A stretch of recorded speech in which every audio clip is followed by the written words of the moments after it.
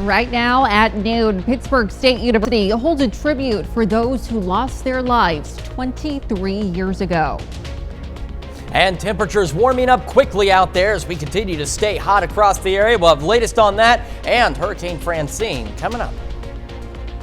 Plus, organizations gather and protest outside Pittsburgh's new Planned Parenthood clinic. The 4 states' most watched news starts now. Well, today marks 23 years since nearly 3,000 victims were killed in the September 11th terror attacks. This is KOAM News at noon. I'm Elise Noe.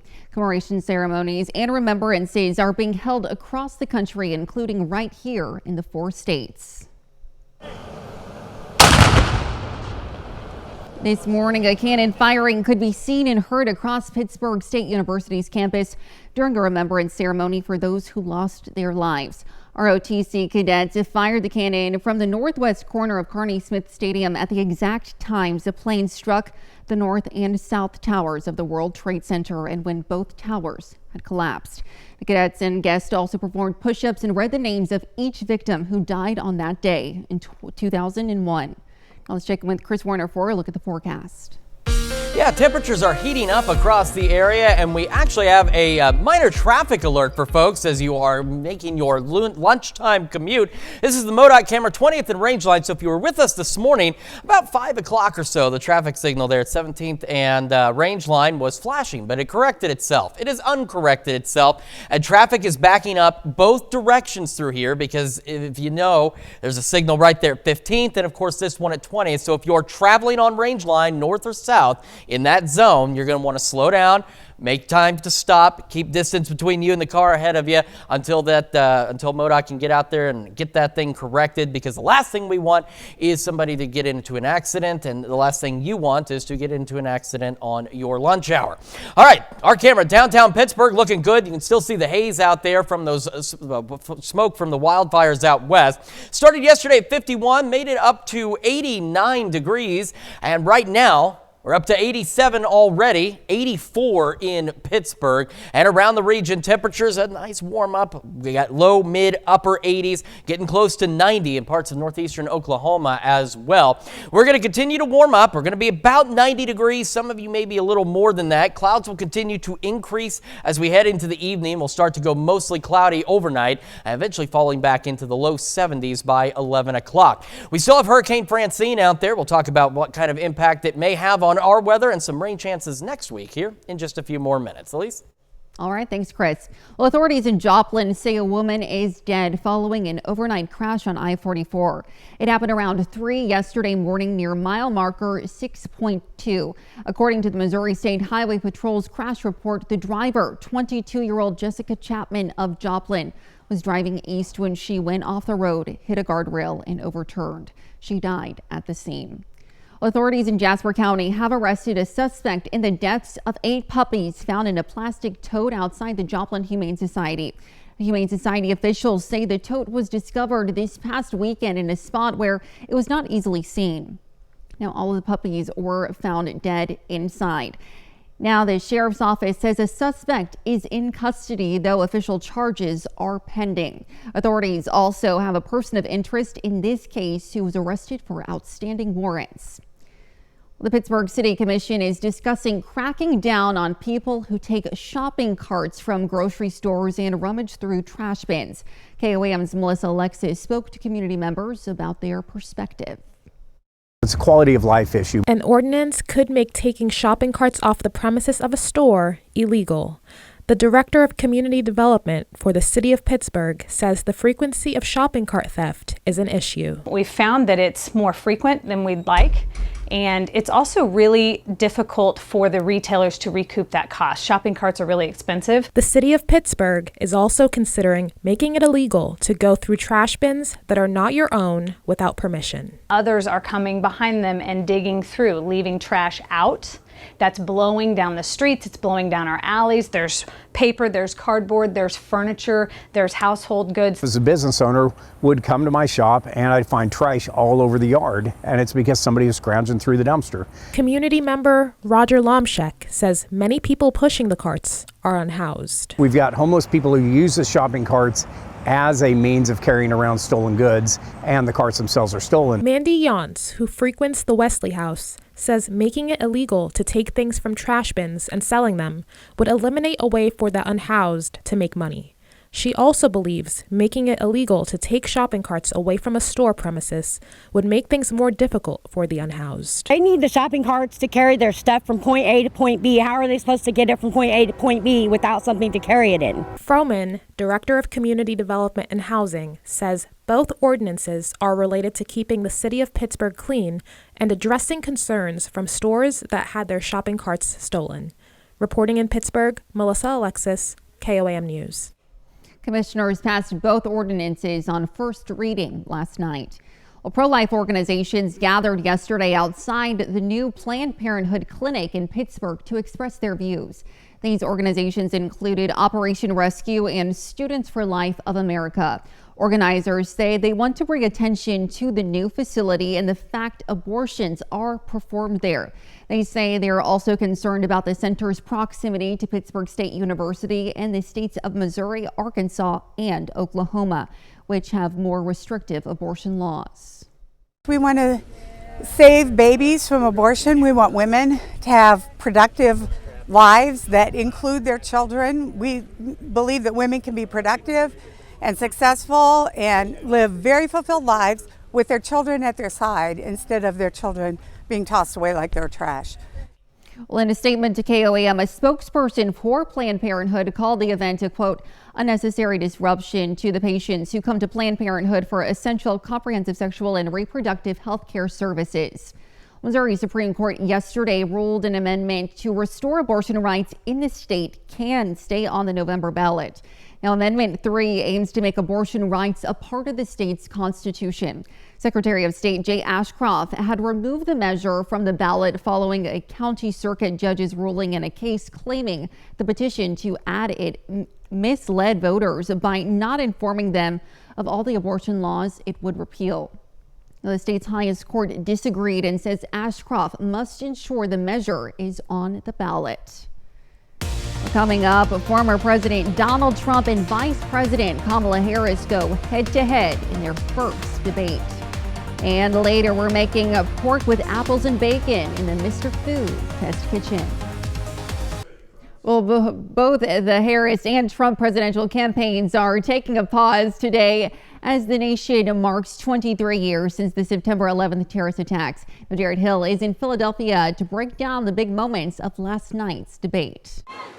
Vice President Kamala Harris, President Biden, and former President Trump stood shoulder to shoulder at the 9/11 memorial in Lower Manhattan this morning, a calm contrast to last night's verbal sparring on the Philadelphia debate stage. This is the most divisive presidency in the history of our country. There's never been anything like it. They're destroying our country. Clearly, I am not Joe Biden, and I am certainly not Donald Trump. And what I do offer is a new generation of leadership for our country. Harris leaned into her prosecutor days to lay out her case against former President Donald Trump, while he sought to tie his opponent to her boss, clashing on the economy. I had no inflation, virtually no inflation. They had the highest inflation. I imagine and have actually a plan to build what I call an opportunity economy. And abortion. They've wanted it back in the states, and I did something that nobody thought was possible. The government, and Donald Trump certainly, should not be telling a woman what to do with her body. There were also some questionable statements, like a false claim about immigrants in one Ohio town. In Springfield, they're eating the dogs, the people that came in. They're eating the cats. And a revelation from Harris. Tim Walz and I are both gun owners. We're not taking anybody's guns away. Both campaigns argue they won last night's debate. Harris says she's ready for a second one, while Trump and his campaign have given mixed signals. Voters are thinking about who they want in the Oval Office. We have things that we need, that we're interested in, that we need to know. If you're the 4%, 3.5% of undecided voters, you want a second, you want a third debate. In this race of razor-thin margins, both camps are back in swing states tomorrow.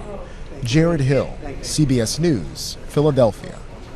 Well, still to come on KOAM News at noon, Mr. Food. Calling all bacon lovers, if you're a big fan of the Divine Swine, Nature's Candy, or whatever else you might call this smoking good creation, then you better stay right where you are. And we've got increasing clouds across the area ahead of Francine, and then we've got Francine to talk about. Details on your forecast when we come back. Welcome back to the KOAM News at Noon. So we've got another warm day out there. In fact, we're going to be a little warmer today, and then we're going to actually cool down a little bit, and then it's going to heat back up. Quick look outside, our camera downtown Pittsburgh. You can see the haze out there. It's why the skies aren't necessarily so blue, and we're going to talk about that in just a moment. But first, let's start with the future track. So for the rest of this afternoon, we're going to see these clouds gradually increasing from the southeast down around Francine. And when we show you the bigger picture on Francine, it's going to be kind of incredible. A cloud shield that's coming off of Francine. As we get into Thursday, and we have mostly cloudy skies building around here, this cloud cover will extend all the way up into parts of Iowa, even though the center of circulation for Francine will be down by, let's say, Memphis. The cloud cover off of her is going to be massive. Now, at this point, unfortunately, the main points of precipitation are looking to stay well to our east. We need some rain in the area. We're seeing drought conditions continue to build across the region.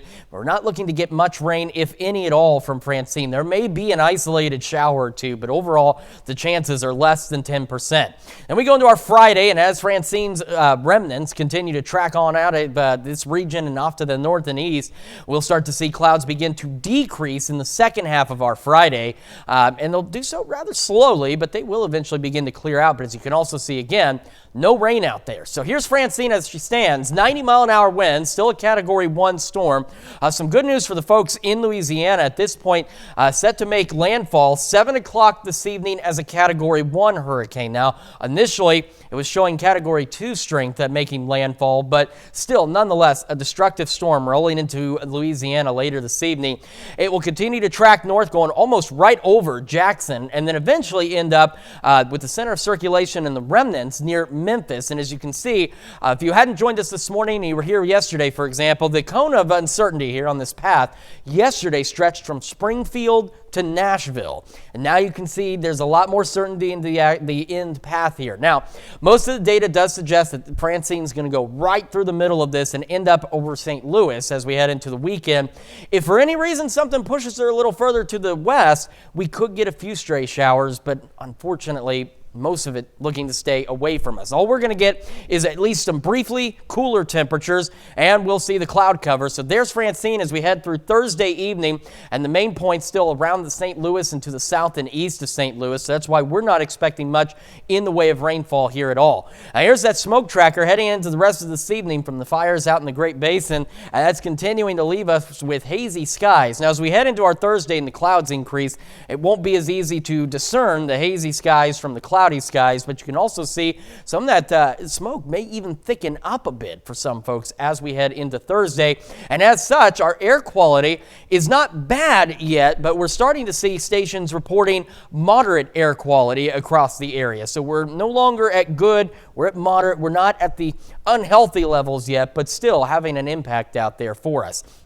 Right now in Joplin, you can see we've got the partly cloudy skies, 87 with a south-southwest breeze at 8. Heading over to Pittsburgh, it's still hot as well, but a little cooler, 84, south breeze at 7. And our temperatures around the region are, again, gradually warming up as we look for highs around 90 today. So we're talking low, mid, and upper 80s out there. As some of you may ultimately make it to about 91, 92. So that's going to put us 5 to 7 degrees above normal today. And again, clouds continue to gradually increase through the evening and overnight. We'll eventually fall back into the low to mid 60s out there. As we head into our Thursday, mostly cloudy skies, perhaps a shower. Maybe, but odds are we're going to stay dry, and we'll be in around the mid 80s. So we're going to fall back a little closer to normal, and that'll be the case as we head into our Friday as well. But once those clouds begin to clear out, the temperatures heat back up heading into the weekend, and then we'll go back to 90 on Sunday. Next week, we at least have a few chances for some isolated to widely scattered showers and storms, but temperatures still remain above normal as we head into the next work week as well. All right, thanks, Chris. We'll stick around. We're making pork with apples and bacon in the Mr. Food Test Kitchen. We'll be right back. Howard is sharing his recipe for pork with apples and bacon in the Mr. Food Test Kitchen. Do you ever find yourself asking someone a question that you already know the answer to? I know I do. So let me ask you, do you like bacon? My guess is you're a huge fan of it. And if you are, you're going to love what we're making today. We begin by cooking some bacon until it's crispy. Once it is, we'll set it aside. In the same skillet, with all the bacon drippings, we sear a pork butter shoulder. This is going to lock in lots of flavor and give our pork a bacony smokiness that takes this dish from good to I can't get enough of it. While this finishes up, to a slow cooker, we add some onions, cut up apples, brown sugar, a bit of salt and pepper, and the bacon that we crumbled. Now we place the pork roast on top, add some chicken broth, and apple cider vinegar, and we set it to low. Once the pork is fork tender and all the flavors come together, all that's left to do is chunk up the pork and spoon the apple onion sauce over it. This is truly a bacon lover's dream. To get the recipe for our pork with apples and bacon, all you need to do is visit our website. I'm Howard in the Mr. Food Test Kitchen with Kelly, where today we found a slow and smoking good way for you to say, ooh, it's so good. You can find this recipe on our website. That's KOAMnewsnow.com. Now here's a look at the 4-state market prices. All right, so we got temperatures again above normal today, about 90. Hurricane Francine will bring us at least some cloud cover and average temperatures tomorrow and Friday. Mid-80s, heating back up this weekend, staying above normal next week with a few chances for some isolated to widely scattered showers and thunderstorms out there. That rain will certainly be nice. Hopefully we can get some. If we can get some, yes. that'd be Need it great. for sure. Absolutely. Yeah. Dally Air first tonight. Well, lots coming up at 5. For starters, today we mark 23 years since the 9/11 terrorist attacks. To this day, the medical journey continues for survivors and first responders as people are still being diagnosed with health conditions and getting help from the World Trade Center Health Program. Plus, a church in Port Scott is rebuilding after the structure caught fire from a lightning strike. You might recall that. And Mercy Hospital in Pittsburgh cuts the ribbon for the hospital they acquired from Ascension Via Christi.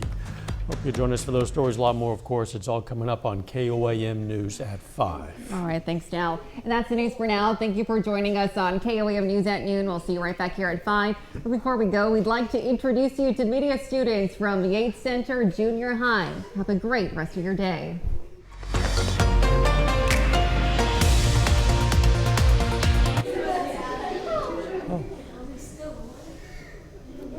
You're back.